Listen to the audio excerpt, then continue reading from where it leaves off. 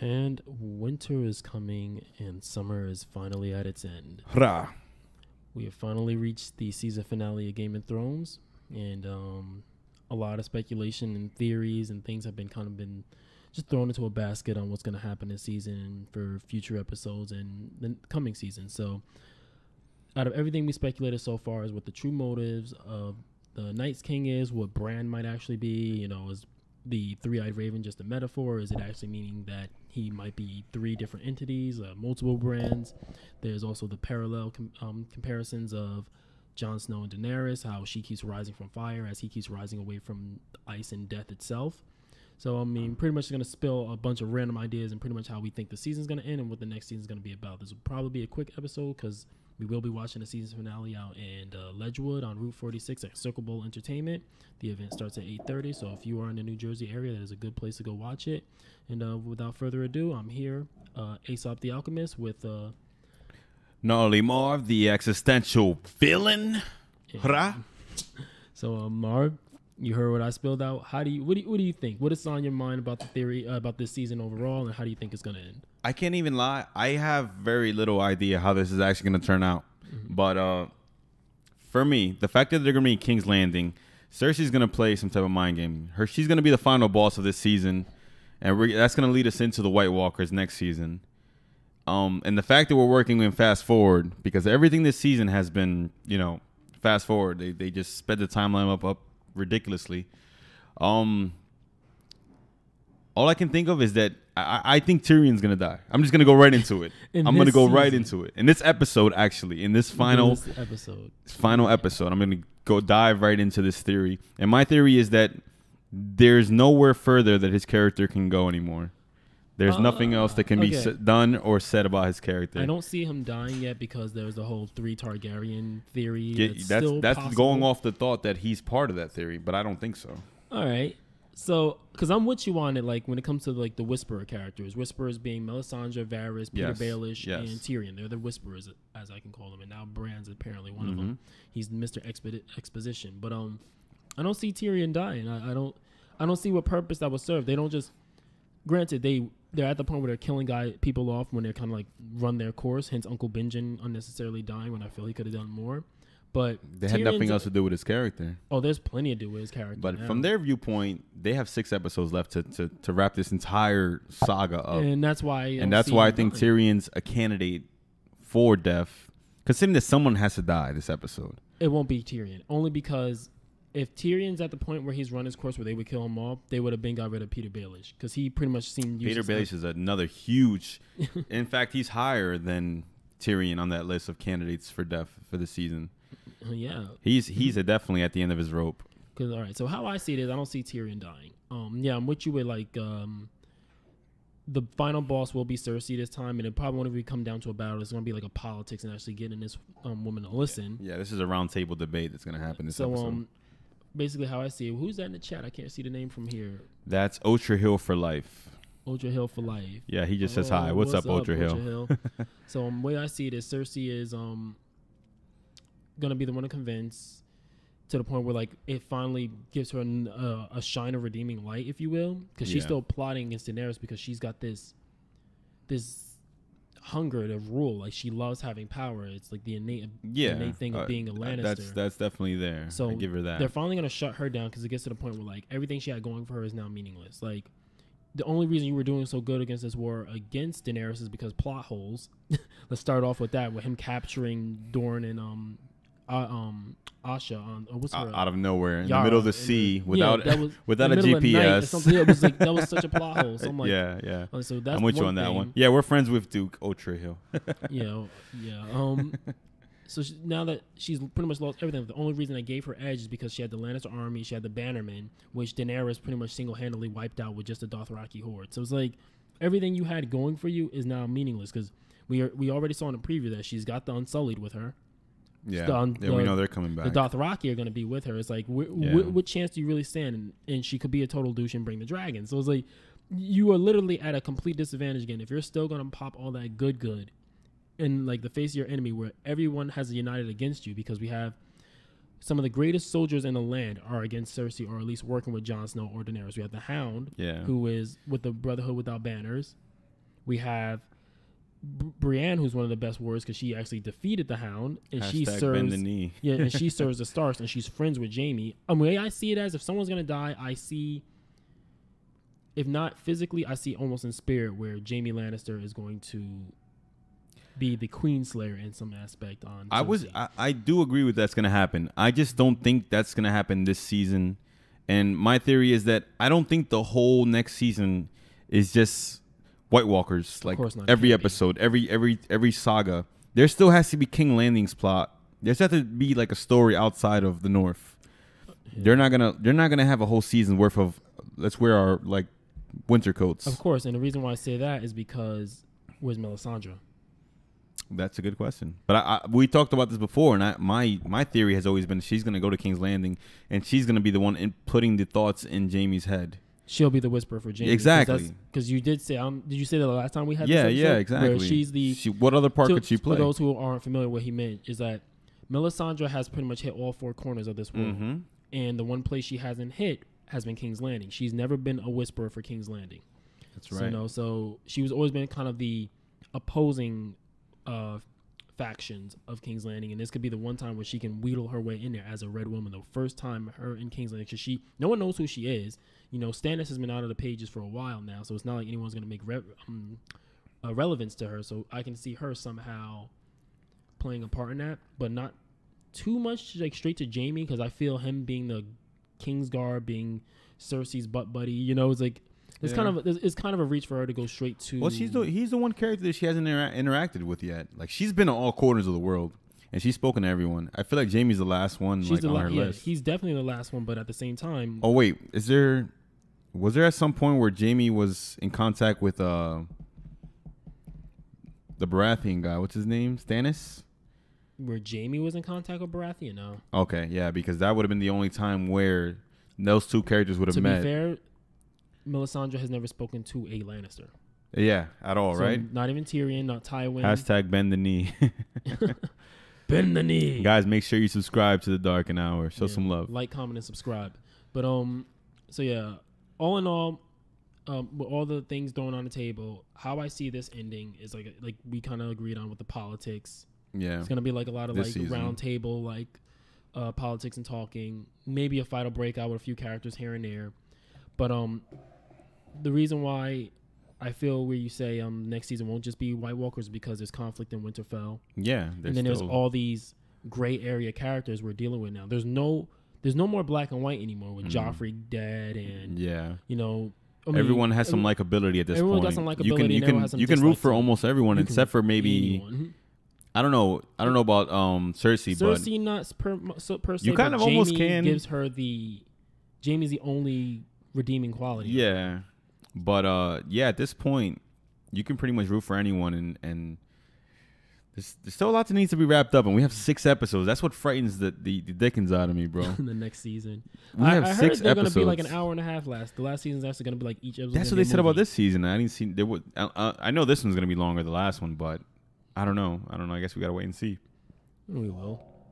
But the other thing is, I think the whole Winterfell plot is going to end this season, though. The beef between Sansa and yes, that needs to end, and that should have never happened to begin with. But it really shouldn't have. That needs to get wrapped up. That's a sloppy like side story. It's just giving Peter a spot for nothing. Mm-hmm. Like he really doesn't matter in Endgame. He has no connection to King's Landing at this point because we know damn and well Sansa's not going to sit on the Iron Throne. Yeah, let's please end this episode. Let's just wrap that up, and let's wrap it up in a way that it convinces us. All right, well maybe that was Arya tricking.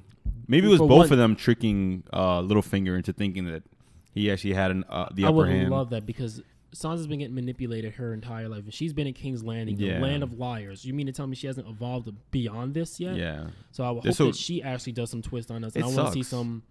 And we know Arya, she's good at playing. Yeah. She's good at playing PB out by. We have to almost hope that they could redeem themselves again in one episode. Because the way I see it as Arya has had some of the most character development we've seen. Yeah, and they showed us this in a season where when she returned to Westeros, she was pretty much a stone cold killer. That was pretty much her persona. We saw her when she met up with her baker friend at the same place, that same tavern where the butcher's boy was killed by the Hound. Yeah. And I said this to Jamar that she's becoming like the Hound. Like, remember how she was eating and she was kind of rude absolutely. and sloppy? Yeah. She's a lot like the Hound, yet she grew up to be something like Brienne, where she's fighting with the boys, and she can clearly beat Brienne if they had a fight. Which is crazy. But at least what?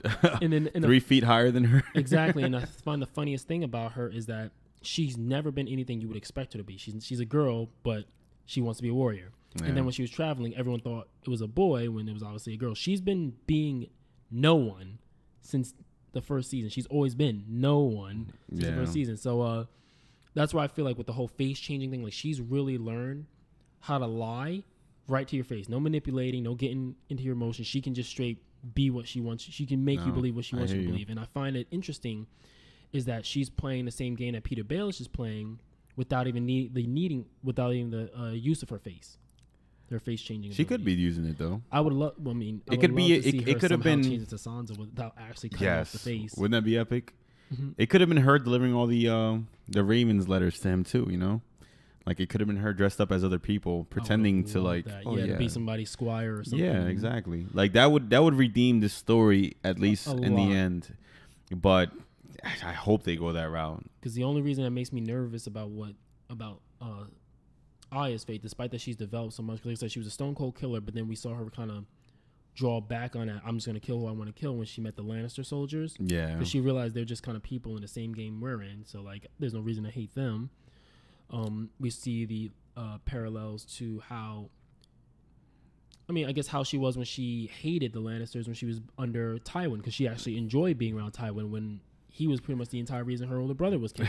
Pretty much. So it's like she finds redemption in her enemies a lot. So I feel that she right out the gate knows that Peter Baelish is someone to be considered an enemy, and the fact that she's just playing his game with him, I find interesting. Because think about it, she doesn't need to. I'll put it this way: she's got so much self-awareness, or at least that's why I hope this is what they're building up to, is to show her self-awareness. Is think about her training under Jaqen and under the wife. Yeah, which is like she was literally blind. Yeah, and she was begging on the streets, and she still was aware of her surroundings when she had to train every day to fight the wife. Theon Greyjoy's in chat writing in Russian. Subscribe, Theon. Subscribe, Theon. If you subscribe, you'll get your penis back. So with her being blind, I find it almost a metaphor way, because remember, that's how she killed the wife. She was in the room pretending to be wounded, and then she picked up needle and then cut out the lights. I vaguely remember. I don't even know if I remember or not. But is he still looking for her? The wife? No, the dude. Jaqen, is he looking for who? For Arya? No. Remember? She looked him in the face and told him that she's leaving. Yeah, and he let her go. He never looked for her after she left. All right. I mean, it kind of a boring way to end his side of the story, but she straight up. No, I feel like there's no other way to end it. He has to be the emotionless. All right, let it go. Let it go. Dude. Yeah. But that's the irony, because she was the only person to kind of give him emotion. Yeah. And it's funny because he was the person to kind of teach her to take away her emotions. It's like they affected each other in a way. Yeah. Which usually the best kind of storylines are like that. But other than that, what could ultimately end up happening this episode is that the writers of the story could know exactly that we're expecting such, like, so many deaths and all this other jazz, that they could just have no one die and nothing horrible happen and everyone team up, and that'll just blow everyone's socks off just because. I don't think so. Not a season finale. After pushing the season, it would be the entire, like, it would be the biggest thing to blow our minds away. Goodbye, and then he writes the rest in Russian. But that could be the biggest, like, cliffhanger or like a plot twist. Like, nothing bad happens. All right, Cersei's down. Everyone else is down. Let's go hunt some White Walkers now. And that's where it could end at. And then we finally get our team together to fight against like, White Walkers. It could be that. And that's some DC superhero nonsense. It really is. But I feel like it's the only way to exceed expectations. Right now, at this point, there's probably so many people with so many different thoughts. Exactly. We're expecting the worst. Who isn't the last episode of the season? Who's not expecting the worst right now? Yeah, because the only way to exceed that, every season ends with a cliffhanger. Exactly. Of something majorly going wrong. The only way to exceed that expectation is to, do the opposite and have everyone be chill. But I hope that's not the route, though. But that'll be the way to pull the ground from under us. That'll definitely pull the rug on our right on our butts. What do you think? How do you want to end this? What's your final thought? My final thought. Final thought is I just hope that if this episode is going to be mostly politics and talking, I hope as things go on in Winterfell, because they're gonna cut back to that. That's the only other location they can really cut back to Yeah, is Winterfell and yeah. Bran. I hope he does his exposition powers again and gives us a little more understanding about the Night's King, because that's where we stand right now. We can make speculation on everything and everyone except him. He's the only one we have no valid understanding of. We just know that he was the 13th Night Commander of the Night's Watch. It was when the Children of the Forest were still at war with the First Men, so they took one of the Starks from the Wall and turned him into the Night's King. Now, is he just out for revenge, or what? Like, what is his end game? I don't see the purpose of it. Like, we speculate on that on our previous Game of Thrones episode, but at the end of the day, we still know nothing about him in the show, which is still different, which is clearly a major different universe from the books. So my final thought is, yeah, we can get the super team, but we know that's not going to happen. We're losing characters left and right, regardless. This perfect team is going to they're collapsing under themselves, under their own weight. So that's the first issue. An even bigger issue is we have no clue what Night's King is truly about and what he really wants. So all speculations and theories are so limited at that point, because we can't even, like, there's a theory that he might be Bran and all that stuff. Like, none of that. I wish that was the case. I feel like I kind of wish I was. That would help us. That'll be a nice circle, like what is it called? Circle. It's called full circle. The Dane Cook word for it. Vengeful circle. Oh, vicious circle. A vicious circle, exactly. Mm-hmm. So another thing. I'm kind of hoping that Jon Snow finds out today that he's a Targaryen. Maybe not. You think it could lead on to the next season? I almost feel that he won't even know. I feel that Bran will. He'll never find out? I think he'll never find out. Bran says he wants to talk to Jon, but maybe Bran Jon's never coming stupid. home. Like him, all his knowledge, he's stupid. Like, he knows so much and he says nothing. You understand? Like, we haven't seen Bran for 2 episodes. You realize that, right? And even more annoying about him, like, we saw him when he was warging and he knocked during the Eastwatch episode, we saw him just warg some ravens, and then he sent the raven to who did he send a raven to? The House of Maesters, where Samwell was. Yeah. That's right. I mean, that's the last actions he's had, but then that's why I'm still standing. Like, that's the one time he told anybody real information and they didn't even believe it.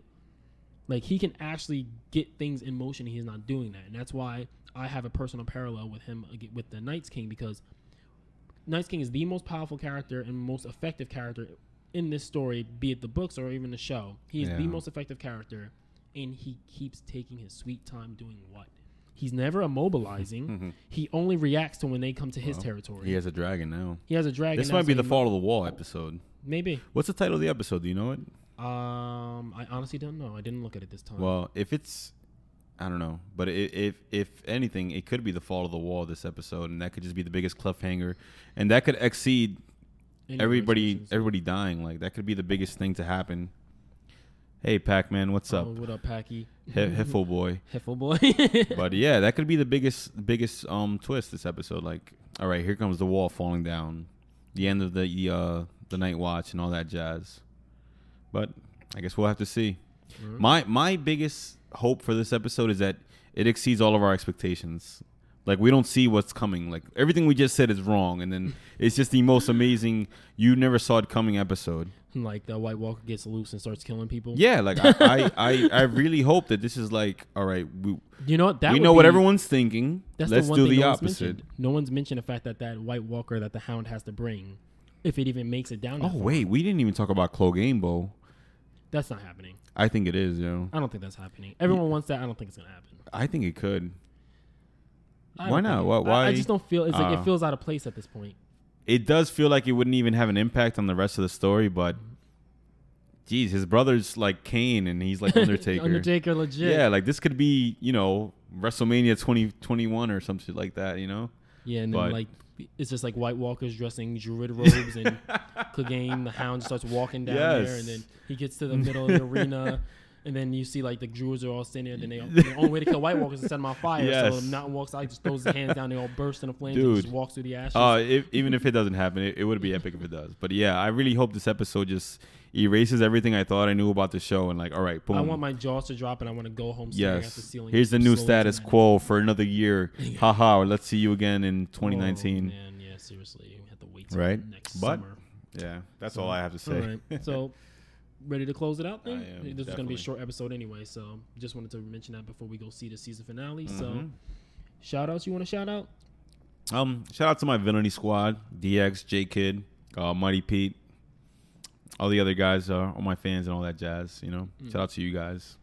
All right. Shout out to the Duke OTR over the Top Rope podcast. Shout out to Villainy Games. Gnarly Marv sitting right next to me. Hurrah. Shout out to the Real Shit Talkers. Bend that knee, Pac-Man. Bend that knee, Pac-Man. I see you in the chat. Yes. See ya. Who did I miss? Is that everybody? And the Shit Talkers? You got the Shit Talkers? Yeah. Oh, yeah. So you got them all. All right. So, and as the sun sets on this mortal realm, hit that like button, smash that like button, leave a comment when you want to hear us talk about in another episode. One of my first times going live on YouTube, so it's a little sketchy, but the point is getting across. So I'm Ace Up the Alchemist. And I'm Gnarly Marv, the existential villain. And we'll get back to you guys another time. Cheers. Hurrah.